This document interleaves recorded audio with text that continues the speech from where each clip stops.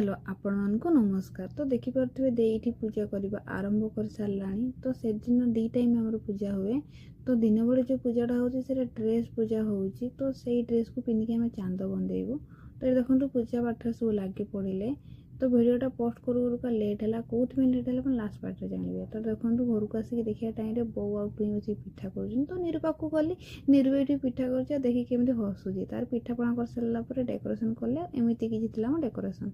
तो देखो संध्या बेले चांद भासाला मो भाई सब मिसिकी चांद बंदौन। तो आपन आड़े केमी चांद बंधा जाए मतलब कमेंट कर कहे। तो ये ओसार मेन भोग हूँ पिठा। तो समस्ते पिठापणा आनी सारी देखो पूजा कला और राति किसी एमती भी होता आमर। तो ये समस्त मिसिकी पूजा कर देखो। तो मुझे कहूँ कौन लेट है कारण पूजा सरला आर दिन मुझे अनुगुल पलैली लक्ष्मी पूजा देखापी से भिडियोटी पोस्ट कर लेट है। तो आप सेकेंड पार्ट जानवे आउ सब कौन करूँ ओषा दिन।